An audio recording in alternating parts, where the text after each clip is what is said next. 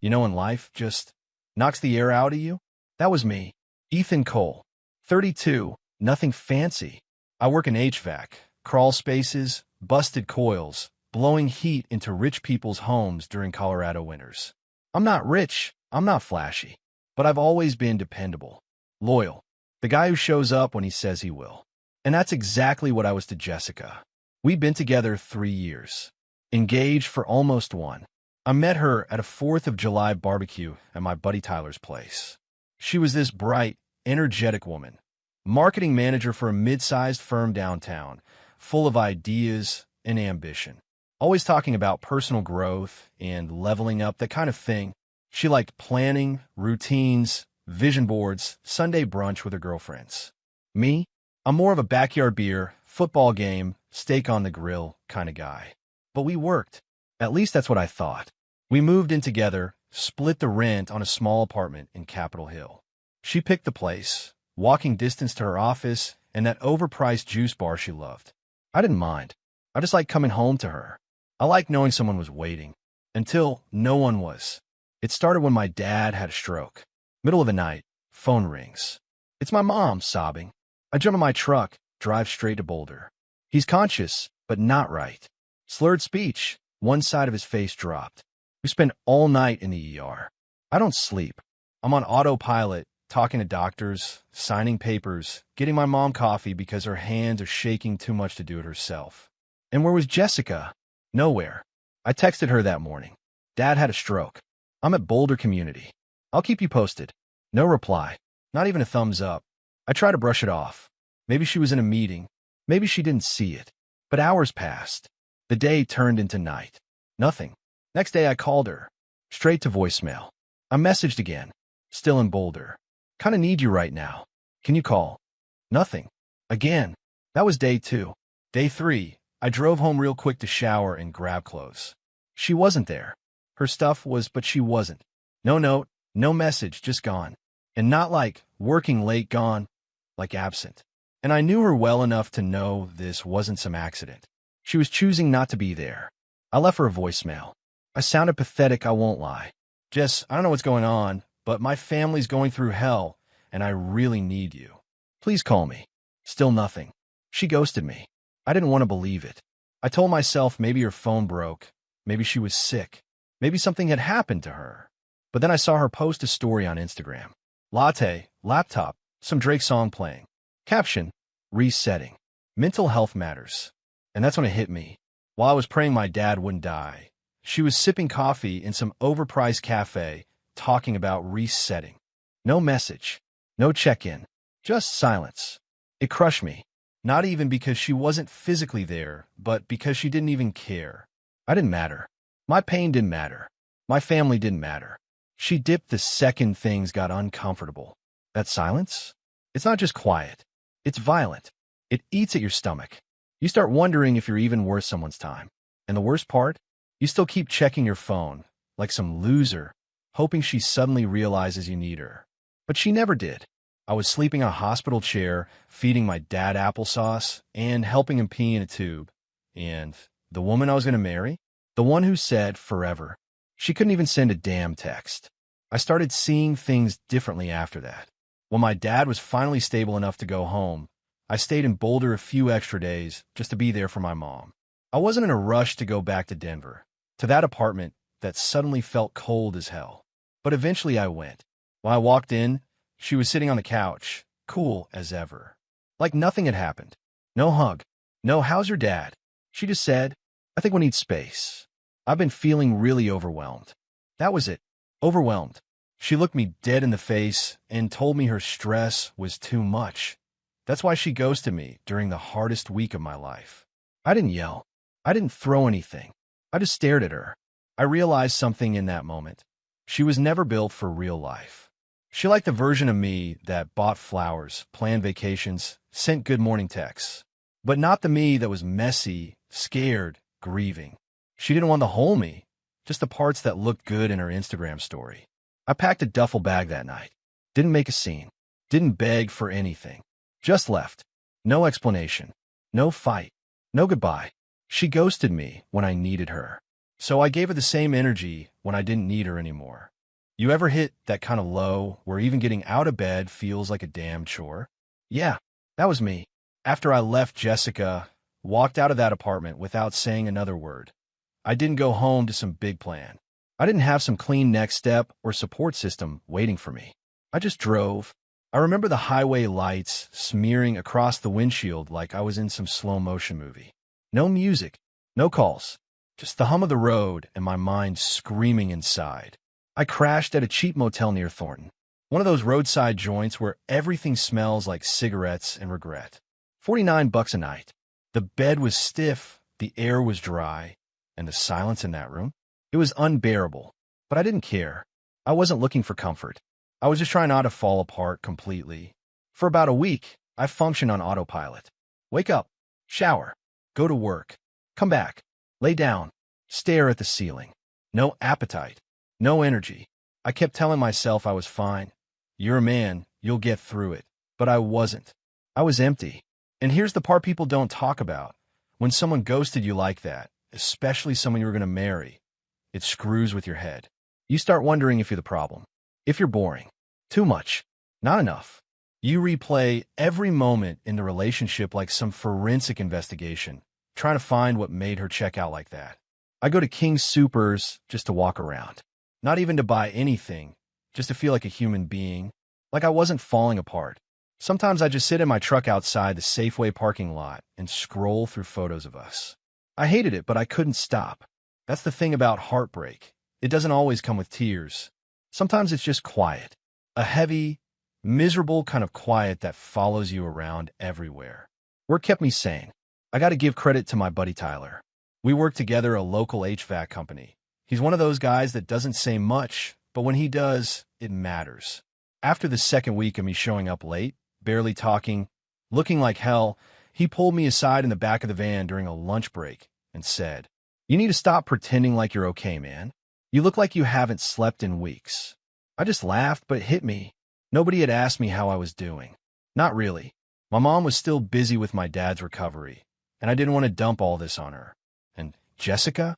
Well, she was off the radar again. After that one we need space conversation, she never followed up, never checked in, never looked back.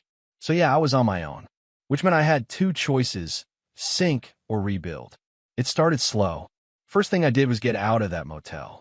I found a tiny studio rental in Commerce City. Not ideal, crack in the ceiling, neighbors who blasted country music at 2 a.m., but it was mine. My space. My reset. I started meal prepping again. Just basic stuff, grilled chicken, rice, veggies. It helped me feel in control of something. I started hitting the gym again, too. I wasn't going hard at first. I just show up, put in 30 minutes, and leave. But even that felt like progress. Then one night, I'm sitting in my truck after the gym, dripping sweat, and I realized I hadn't thought about Jessica all day. It hit me like a wave. I wasn't healed yet, not even close, but I was starting to breathe again. The real turning point came about 6 weeks in. My boss called me in the office. I thought maybe I'd messed something up. But instead, he says, "We've been watching your work, Ethan.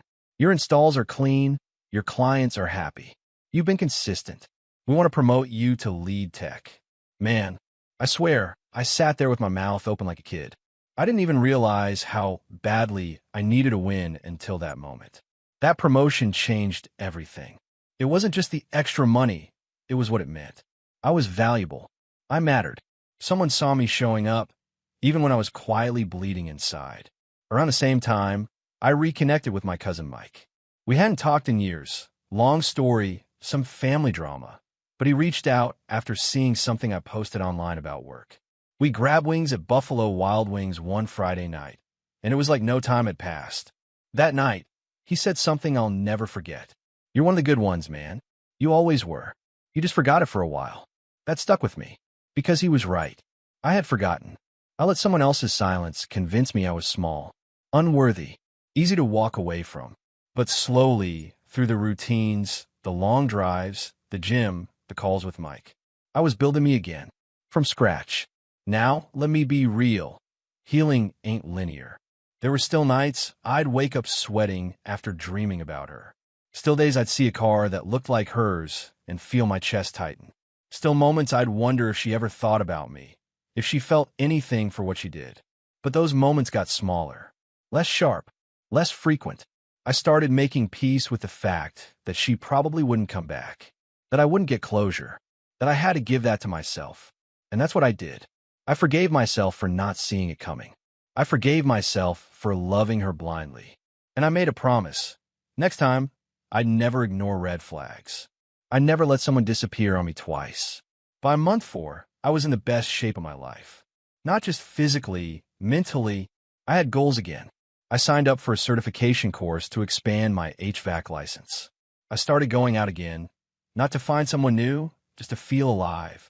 Coffee shops, hikes, even started volunteering at a shelter on Saturdays, just to give back. I'd become the man I wish she had stood beside. But she didn't. And that's okay, because by the time she did show up again, I was already gone. I wasn't waiting for her anymore. I wasn't even thinking about her that much. Life had moved on. I had moved on. It had been nearly 5 months since I left Jessica sitting on that couch, staring blankly at me after saying she was overwhelmed and needed space. 5 months since I packed my bag in silence and gave her the exact same thing she gave me, nothing. Since then, I'd rebuilt from scratch. My new apartment wasn't much, but it was mine. I had new routines, new peace. I was back in control of my life. I wasn't chasing love. I wasn't chasing anything. Just living quiet, focused, grounded. So when I saw her name pop up on my phone that Thursday night, Jessica Martin, missed call, I just stared at it. Felt nothing. Not anger, not hurt, not longing. Just a little tightness in my chest, like a memory knocking on a locked door. She called again. Then came the texts. Ethan, I know I don't deserve to reach out. I've been thinking about you every day. Can we talk? Please. I didn't answer that night. I didn't sleep much either. Not because I missed her, but because I was debating if I should even bother opening that door. But I'm not the kind of guy who leaves things half-finished. I wanted to hear what she had to say. Not because I needed her apology, but because she needed to see what she walked away from. We met 2 days later at a small coffee shop near downtown. Not the one she used to love. This one was different, quieter, grittier, more me. She walked in wearing that same beige coat she used to throw on when she was late for work. Hair tied back, makeup light, face pale like she hadn't slept either. She sat down across from me, eyes already glossy. I didn't say a word. She took a deep breath and started. Ethan, I was scared. I didn't know how to be what you needed when your dad got sick. I panicked. I thought if I stepped away, it would give me clarity, but I was selfish. I ghosted you and I know that. And I'm so sorry. She was holding back tears. I could see her hands trembling a little as she wrapped them around her coffee cup. That used to be my cue, the moment where I'd reach across, comfort her, tell her we'd figure it out. But not this time. I nodded. Calm. Okay. She looked surprised, maybe expecting more. That's all you have to say? I looked her straight in the eye. I'm glad you figured that out. I just wish you hadn't figured it out after I went through hell alone. Silence. She started crying, quietly, wiping her face with the sleeve of that coat. She kept talking, rambling about how she missed me, how nothing felt right since I left, how she thought we were soulmates, how she'd do anything to go back and change it. And the more she talked, the clearer it became to me. She wasn't sorry because of what she did. She was sorry because I didn't come crawling back. She was sorry because I healed without her. When you finally get over someone, their words don't hit the same anymore. You hear them, but they don't move you. It's like watching a sad movie you've already seen too many times. You already know the ending, and this time, it doesn't hurt. I let her talk. I didn't interrupt. I didn't fight. I just let her sit in her own mess. And then, when she finally looked up at me and said, "Can we just try again?" I leaned back in my chair, took a breath, and I said it as simply as I could. I'm not the guy you left anymore. She froze. Her lips parted, like she wanted to argue. But what was there to say? You disappeared when I needed a partner. Not for a fight. Not for attention. Just for presence. And when I left, you let me. Not once did you try to reach out. Until now, when you realize I'm not in your orbit anymore. Her eyes were soaked. She shook her head. I didn't know how to deal with it. I shut down. That's fine. I cut in. But now I know who you are when life gets hard. And I can't build a future with someone who runs when it matters most. That was it. I didn't raise my voice. I didn't guilt her. I didn't make a speech. I just got up, dropped a few bucks on the table for the coffee, and walked out. She called out my name once. Softly, but I kept walking. I didn't block her right away. I wanted her to feel what I felt, that open-ended silence. That question mark hanging in the air. That weight. And I knew it was hitting her because over the next few days, I got messages. I can't stop crying. Please tell me you're okay. I'll wait as long as it takes. But I didn't reply. Not out of cruelty, but because I had nothing left to give her. I had done my grieving already, back when she was out there living her life while I was falling apart alone. I cried my tears in motel rooms, in hospital parking lots, in the dark at 3 a.m. with a phone that never lit up. She was just arriving at a place I'd already left. Weeks passed. I blocked her eventually, not out of hate, but out of peace. I was done reopening wounds just because someone suddenly missed the blood. Now, when I think of her, it's like thinking of someone I used to know in another life. Someone who taught me something brutal, but necessary. She taught me how to stop choosing people who don't choose me back. She taught me how to stay solid when someone else crumbles. And above all, she taught me that closure isn't something they give you. It's something you take for yourself. So yeah, she came back with apologies, promises, tears. But I just smiled and disappeared, just like she did.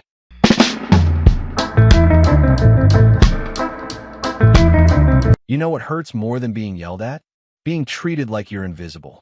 My name's Cole Harrington. I'm 45, live in Nashville, Tennessee. I work full-time as a senior tech at a Chevy dealership off Old Hickory Boulevard. Long hours, decent pay, and by the time I get home most nights, my shirt's soaked in sweat and my back feels like a busted coil spring. But I don't complain. I was raised to believe that's just what a man does. You show up. You provide. You don't wait for applause. You just take care of what needs to be done. And that's exactly what I've done for 17 years of marriage. I met Jenna at a friend's cookout back in 2005. She was funny, sharp, worked in medical billing back then. Had this way of looking at you like she was reading your mind. We dated fast, got married faster, moved into a small place in Hermitage, and slowly built a life together. Or at least, I thought we did. But lately, it's like I'm sharing a house with someone who doesn't even like me anymore. It wasn't just the affection that disappeared, it was the warmth. It used to be that when I'd come home from a long shift, Jenna would meet me at the door, or at least call out from the kitchen. Maybe even a quick peck on the cheek. These days, she doesn't even look up from her phone. Usually she's on the couch in her robe, scrolling through Instagram Reels or watching some influencer talk about manifesting a high-value lifestyle. Meanwhile, I'm limping through the front door with grease under my fingernails and a six-pack of beer clinking in my hands. I try to stay hopeful, try to stay kind. Last Thursday night, I got home around 7:30. The shop had been slammed.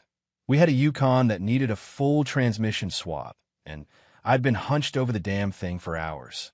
I stopped by Kroger on the way home, grabbed some steak and potatoes because I thought, hey, maybe we could grill together. Like we used to. Simple, right? I come in, set the groceries on the counter. She doesn't move, just scrolling. I walk over, kneel down by the couch, and put my hands gently on her legs. And I say, real soft, hey, missed you today. She flinched, didn't look at me, didn't smile, just said, Cole, don't hug me right now.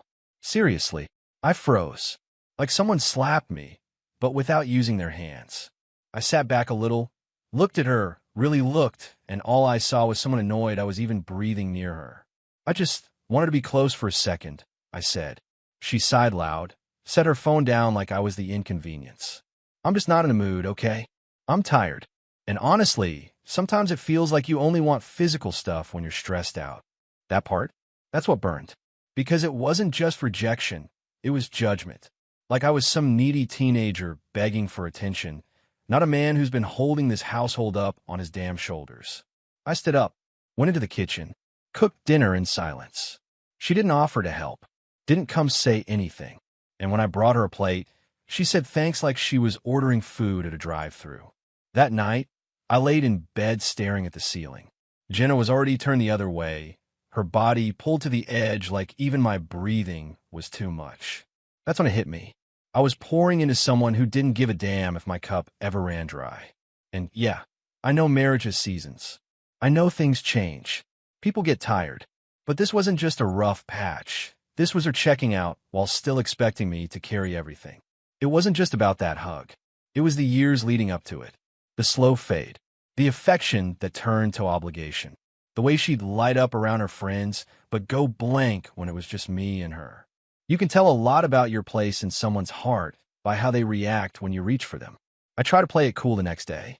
Went to work, busted through 2 oil changes and an engine light diagnosis by 10 a.m. My coworker Marcus noticed I was quieter than usual and handed me a Mountain Dew like it was some kind of peace offering. "You look like someone kicked your dog," he said. I didn't tell him everything. Just enough. "Feels like I'm a roommate who pays all the bills and gets none of the love." He nodded slowly. "Man, don't ever let a woman make you feel like your presence is a nuisance." That stuck with me all day. I thought back on everything I've been doing for Jenna without question. The credit card bills she racked up for self-care. The Audi lease I signed for her because she didn't want to drive an embarrassing car. The monthly $200 I send to her sister for God knows what, because she asked me to help just until she gets back on her feet. All that giving, all that quiet sacrifice. And all I wanted was a hug. Not even sex, not a vacation, not some grand gesture. Just a hug, just to feel seen. Wanted a tiny shred of affection from the woman I'd built a life with. And instead, I got treated like I was too much. I drove home that night thinking real slow. No music, just the sound of my tires on the road and my thoughts spiraling. And I made a decision. I wasn't going to beg anymore. If I wasn't allowed to reach for her emotionally, then she sure as hell wasn't going to reach for me financially. You know what's funny? A woman can go days acting like you're a stranger, then flip the script the second she needs something. That's exactly what happened with Jenna. After that night on the couch, when she looked me in the face and said, "Don't hug me," like I was annoying her, something in me shifted. Quietly. Not with anger, not with shouting. Just done. I didn't say anything to her that night. I didn't beg for closeness. I didn't follow her around trying to fix what she clearly didn't care to protect. I just stopped chasing. Completely. Next morning, I got up, made coffee like usual, fed Bruno, took a shower, and left for work without a single word. She was still in bed, probably pretending to sleep, or maybe just avoiding me the way she always does when she knows she went too far. I wasn't playing that game anymore. That whole week, I kept my energy to myself. I'd come home after long shifts at the shop, wash up, make dinner, and eat at the small table by the window. Just me and Bruno sitting by the sliding glass door, while Jenna stayed curled up on the couch watching Netflix like the house ran itself. "No, how was your day?" "No, thanks for dinner." Not even a glance. And I didn't ask for it either. You ever hit that point where even silence becomes a type of freedom? That's where I was. Every good night, I used to whisper when I crawled into bed, "Gone." Every morning, "Need anything today?" before heading out? Gone. I went quiet. And let me tell you, when a man who's always been steady goes silent, it hits different. Now here's where it gets interesting. Friday rolls around. I had just finished up a hell of a job. Full brake system replacement on a Silverado that came in shaking like a blender full of gravel. I was tired. My back ached. I just wanted a hot meal, maybe a cold beer, and zero noise. I walked in the door around 6:45 p.m. Jenna was sitting at the kitchen table, something she rarely does unless she's either waiting for food or about to ask for something. She gave me this soft look, like she was easing into the role of sweet wife again. Hair tied back. That fake polite smile. I didn't say a word. Just walked past her and put my keys on the counter. "Hey," she said lightly. I gave her a nod. "You good?" "Yeah," I replied. No emotion. Then she goes, "So I've been thinking, I want to get that new iPhone. The 15 Pro. My battery's been trash lately, and the camera on this one sucks." I just stood there for a second, blinking. She kept going. "They've got this pre-order thing at Verizon, like $300 down if you do the upgrade plan. I figure maybe you could just use the joint card for it, and I'll pay you back." Now, keep in mind, this is 4 days after she told me, to my face, that she didn't want me touching her. Not even a hug. That she wasn't in the mood for closeness. But suddenly, she's in the mood for a favor? I turned, leaned on the counter, arms crossed. "You need money for a phone?" I mean, not a lot, she replied. Just to get it started. I'll pay it back next month. I nodded slowly. Then I hit her with it. Don't ask me for more money. We're not that close. The look on her face? Like someone had slammed the air out her chest. Total silence. She blinked, tried to laugh it off. Wait, what? I said. I repeated, calm as hell. Don't ask me for more money. We clearly don't have that kind of relationship anymore. That's when it hit her. I wasn't joking. I wasn't angry. I wasn't lashing out. I just meant it. You see, men like me, the quiet, working kind, we don't explode. We absorb. Until one day, we just don't participate anymore. She sat there, stunned. Her lips parted like she wanted to fight back, but nothing came out. For once, she had no comeback. No sarcasm. No gaslighting. So I finished what I had to say. You made it pretty clear this week, I don't matter to you outside of money and chores. I try to hug you, you shut me down. I talk, you ignore. I keep this house running. Pay every bill, keep your lifestyle comfortable.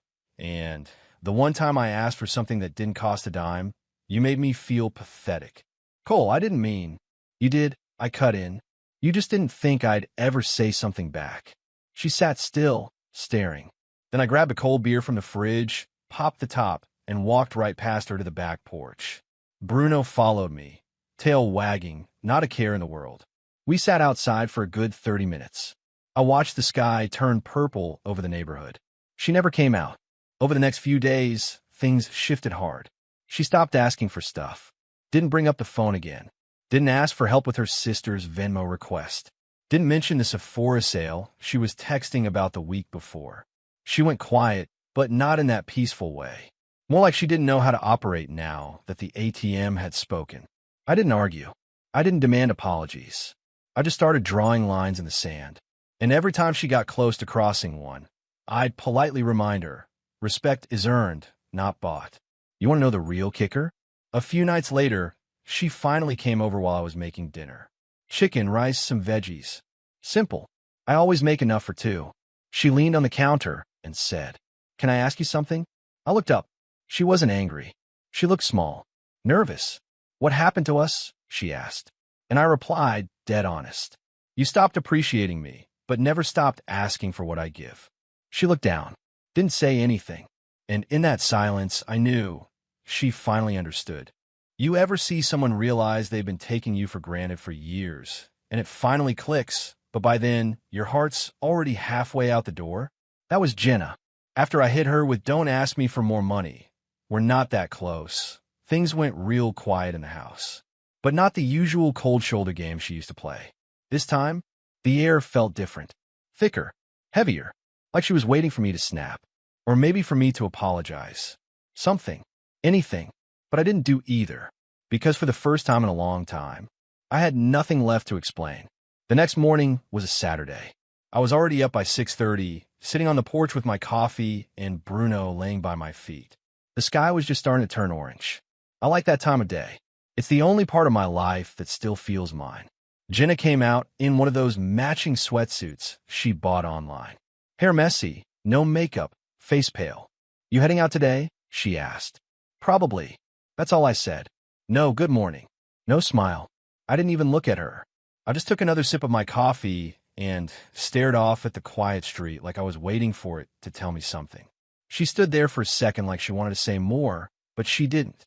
Just turned and went back inside.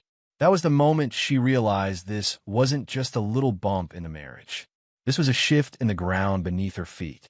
See, Jenna was used to the version of me who fixed everything. She could roll her eyes, dismiss my affection, dodge my questions, even humiliate me with little jabs, and I'd still come around. Still buy the things she wanted. Still pay her sister's bills. Still fund her little lifestyle because I thought I was doing what a good husband should do. But what nobody tells you is that good men don't get tired because they're weak. They get tired because they carry too much for too long, and they do it quietly. So when they go quiet, it's already over. Over the next few days, I noticed she started trying again, but not in the way that actually meant anything. She'd sit near me during dinner, ask questions about my day in this soft voice that sounded rehearsed. She even tried complimenting me once, said something about how I looked stronger lately, and how the gym must be paying off. I nodded. That was it. No smile. No warmth. Just thanks, and I kept eating. Because here's the truth. By the time they try to water the plant, the roots are already dead. Then she tried something new. On Thursday, I came home from work and there were candles lit in the kitchen. Music playing low. She had cooked. Nothing fancy, just spaghetti and garlic bread, but it had been months since she even stepped into the kitchen for anything besides coffee. She stood by the stove like she was in some Hallmark movie. "Thought I'd surprise you," she said with this little smile, like we were newlyweds again. I sat down, ate, didn't say much. She waited until halfway through the meal before dropping the real reason behind the dinner. "I've been thinking a lot about us. I feel like we've gotten off track." I just looked at her. "You think?" She paused, looked down at her plate, then said, "I know I've been distant. Cold. I didn't mean to push you away, Cole. I think I got too comfortable. Took you for granted." She looked like she was about to cry. And honestly, a few years ago, that would have wrecked me.